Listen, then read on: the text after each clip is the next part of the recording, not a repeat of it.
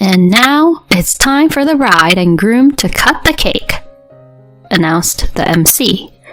As I reached to hold the knife with my husband, someone grabbed my head from behind and smashed my face into the cake. "What?" I couldn't breathe with my face and upper body submerged in cream and sponge cake. Confused and struggling to get up, I ended up falling on my butt. My face and my pure white wedding dress were completely covered in cake. The banquet hall erupted into murmurs. I looked at my husband, and he was just as stunned. Then someone called out to me, "How unsightful! This is what happens when you don't listen to my advice." Standing there was a plump woman I had never seen before. Her face lit up with joy. "Excuse me? He's mine. How dare you have a wedding so nonchalantly?" Was she a guest? She was dressed formally, albeit huffing with anger. My groom, Nicholas, seemed to ponder for a moment before letting out a dry laugh and saying, "A face full of cake. It's just a joke. Laugh it off, will ya?" At that moment, I completely lost it. A woman ruining my once-in-a-lifetime wedding by smashing my face into a cake. And my husband trying to pass it off as a joke. I won't forgive them. I'll show them. The wedding venue soon turned into a scene from hell. My name is Diana, 27 years old. Let me tell you about the major event that befell me, starting from my upbringing. I was born the only child to a company president father and a former model mother. I think it's fair to say I was born into a privileged family. My father was kind but strict, insisting that I needed to be able to survive on my own. So, he made sure I focused on my studies. Thanks to my hard work from a young age, I got into a prestigious university and landed a job at a major corporation. I grew up to look just like my mother in her youth. People often said I should be a model, but I had no interest in that kind of work. A few years into my professional life, I faced some snide remarks about my looks initially, but worked hard not to be outdone by them. Eventually, I started to be recognized for my capabilities at work. I was beginning to feel a real sense of accomplishment in my work. But I didn't have a single boyfriend from my early 20s until I was 26.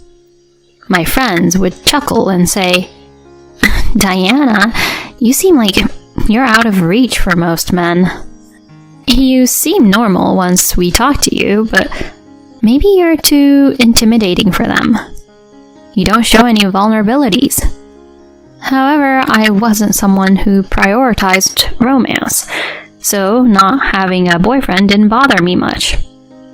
I wasn't against the idea of marriage, but I was in no rush. That's how I felt. Meanwhile, my parents seemed anxious about me not having a boyfriend.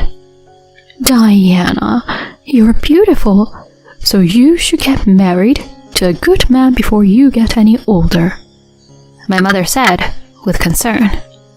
I replied, "Mom, I want to marry someone who appreciates me for who I am. Plus, I'm busy with work right now." During this conversation, my father chimed in. "How about this, Diana? Want to meet a man I can introduce you to?" "An introduction by you, Dad?" "Yes. There's a young salesman who frequents our company who seems promising." "If you say so, Dad, I'll meet him." And that's how I was introduced to Nicholas, who will later become my fiancé. "Wow, you're so beautiful. It's so very nice to meet you, he said with a friendly smile as soon as we met. He had the bright and cheerful demeanor of a salesman. He always carried himself with confidence, a typical good-looking and pleasant young man. He approached me boldly, not intimidated at all. He was well educated, worked at a reputable company, and seemed to have a good character. I found myself increasingly drawn to him and started dating him. We were praised as a handsome couple, and I was quite pleased with it. My parents warmly supported our relationship, especially my father, who was very happy about it. Nicholas took charge in planning our dates and would surprise me with gifts on ordinary days, thoroughly doting on me. I was aware of his slightly cheeky side, but it was overshadowed by his many good qualities. I gradually came to cherish him deeply. On my birthday, after a year and a half of dating, he reserved a high-end restaurant. At the end of the meal, he nervously took out a small box. Diana, I can't imagine life without you. Will you marry me? Nicholas, thank you. Of course I'll marry you. As I gazed at the ring in awe, he tenderly hugged me. At that moment, I felt the happiest I've ever been in my life. Next, we went to meet his parents. They warmly welcomed me into their home. My, what a beautiful young lady. Are you really going to marry our Nicholas? Of course. We're all for the marriage. Nicholas, take good care of Diana. On our way back, Nicholas said to me, My parents are usually pretty strict with me, but they were really kind to you, Diana. Really? Your parents didn't seem that way to me. You think so? They were pretty tough on me when I was young. But I'm glad they like you, Diana. It makes sense, given how beautiful you are. Stop it.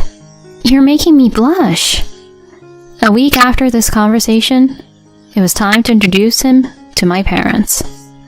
They were, of course, overjoyed.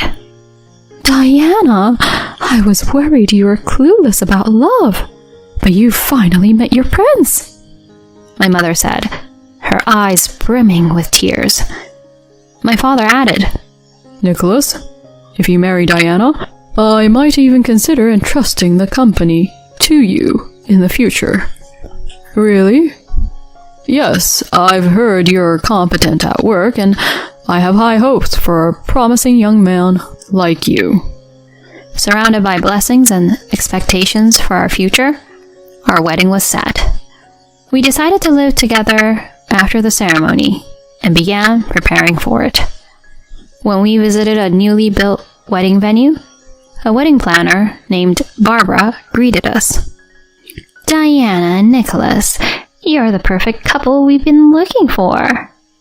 We'll offer a substantial discount on the wedding cost if you agree to be our showcase couple. A showcase couple? Yes, we'd like to use your photos and videos for our company's PR. We'll provide the dress and jewelry as part of a sponsorship. How does that sound? It's an offer we can't refuse. Let's do it, Diana, he said, and I nodded in agreement. So, we decided to have our wedding as a showcase couple. Although we were engaged, he and I continued living separately, occasionally going on dates as before. He was often unreachable due to his busy work schedule, but I didn't mind too much. Time passed, and a week before the wedding, I noticed an anonymous letter in my mailbox. I opened it, feeling suspicious, and was shocked by its contents. A week later, there I was at the wedding venue, dressed in my wedding gown. Diana, you look stunning as expected, Barbara, the wedding planner, said cheerfully as she placed a sparkling piece of jewelry around my neck. Then the wedding ceremony began. Nicholas and I exchanged vows and rings in the chapel, watched by many. Friends, relatives, and colleagues from both our workplaces, including my father's company and Nicholas's company, gathered at the venue. There must have been over 200 people in attendance. Nicholas's boss led the toast, and the reception began. Our friends and colleagues came up to us one by one saying, "You look so beautiful. Congratulations." Then came the time for one of the highlights of the reception, the cake cutting. The moment for the cake cutting and the first bite, where we would feed each other cake, was upon us, and a crowd gathered around us to capture the moment. A luxurious 3-tiered wedding cake, crafted by an artisan for our special day, was brought in. "Now it's time for the bride and groom to cut the cake," the MC announced, as Nicholas and I held the knife, ready to make the first cut. Someone grabbed my head from behind and smashed my face into the cake. What? I couldn't breathe, my face and upper body buried in cream and sponge cake. Confused and struggling to get up, I ended up falling on my butt. My face and my pure white wedding dress were completely covered in cake, and the banquet hall was filled with murmurs. Looking at my husband, he was just as stunned. Then someone yelled at me. "How unsightful! This is what happens when you don't listen to my advice." There stood a plump woman I had never seen before, her face glowing with joy. "Nicholas belongs to me. How dare you have a wedding so nonchalantly?" Was she a guest? "A face full of cake? It's just a joke. Laugh it off, will ya?" At that moment, I completely lost it. A woman ruining my once-in-a-lifetime wedding by smashing my face into a cake, and my husband trying to pass it off as a joke. I won't forgive them. I'll show them. Just as I was about to speak up, my mother's voice filled the wedding hall. "Stop this nonsense." She rushed over, helped me up, and glared at the woman. "What is this all about, Nicholas? Explain yourself right now." The woman talking over my mother shouted, "Shut up, old lady. It's all this woman's fault. I did nothing wrong." A colleague of Nicholas's quickly restrained the woman, who seemed to be trying to attack me. "Calm down, Sonia." She glared at me fiercely. After wiping my face with a handkerchief my mother handed me, I finally spoke. "Nicholas, who is this woman? What's your relationship with her?" Sonia is a junior colleague at my company," he replied, his eyes clearly avoiding mine. I whispered to my mother to bring my bag from the dressing room. "Oh, a junior colleague, huh? Why would just a colleague do something like this?" "Well, that's because..." he began, but Sonia interrupted him, shouting, "Nicholas and I are in love. You have no right to be here." "Well, you heard her." "No, that's not true. She's my stalker. She's been claiming we're in a relationship and following me around. It's been a real nuisance," he shouted, pointing at Sonia. "What? What are you saying? We truly love each other." "Enough! Shut up. Security, please escort her out." At that moment, my mother returned. I took out a photograph from the bag she handed me and held it up. Then, what's this? It was a photo of Nicholas, sleeping in a hotel bed, clearly taken by a woman. "What is this?" Nicholas, along with all the guests, turned pale at the sight. I explained to everyone. "This was sent to me anonymously a week ago along with a letter. Shall I read the letter? Don't marry Nicholas. He belongs to me. Back off. Sonia, you sent this, right?" "Yes, that's right. You ignored my warnings." He then panicked. "Diana, you knew?" Then why? I couldn't cancel the wedding just a week before. The guests were already invited. Besides, this wedding has special circumstances, remember? Special circumstances? What are you talking about? Sonia asked, confused. The wedding planner, Barbara, intervened.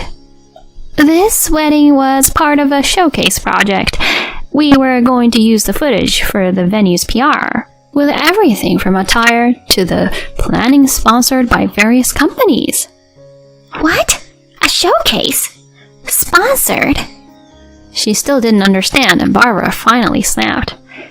Do you have any idea how many companies and staff were involved for this day? You've ruined it all, so be prepared for the consequences. Do you know how much this is going to cost in damages? Damages? Then, a man removed the jewelry from my neck, saying, This jewelry was loaned to us by our company. It seems to have been scratched during the commotion earlier. It's worth $100,000, and now it's damaged. What? $100,000? Of course. You'll be compensating for this, right? Sonia turned pale and dashed towards the exit, but was quickly restrained by security. I watched this, then turned to Nicholas. Now it's your turn. You're ready to face the consequences, right?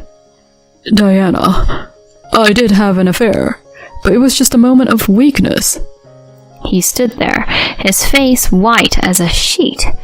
Why would you cheat on me with someone like that? Well, Diana, you're beautiful and perfect. It's like eating gourmet meals every day and suddenly wanting a hamburger. It was something like that. What?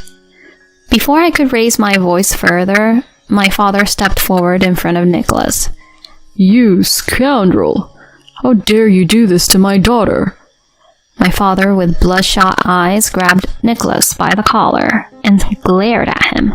Sir, you have no right to call me sir.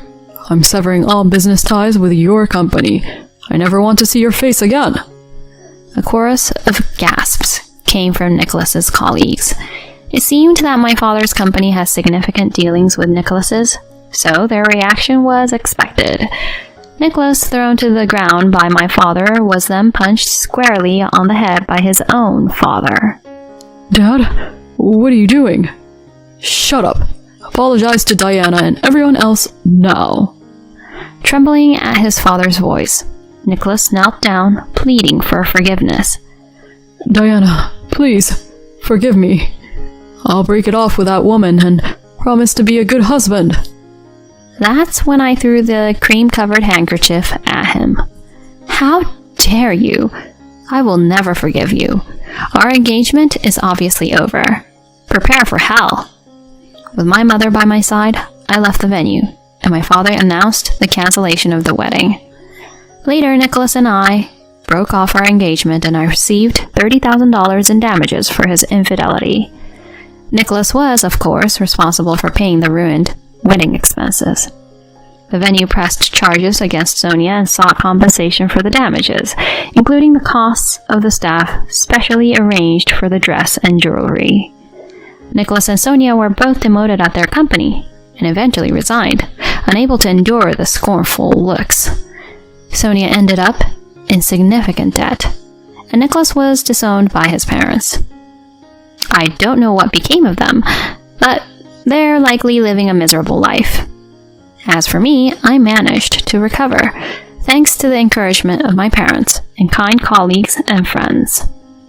A year after that hellish wedding, a male colleague who had always liked me confessed his feelings, and now we are dating. I'm determined to learn from this experience and live a life full of effort until I find true happiness someday.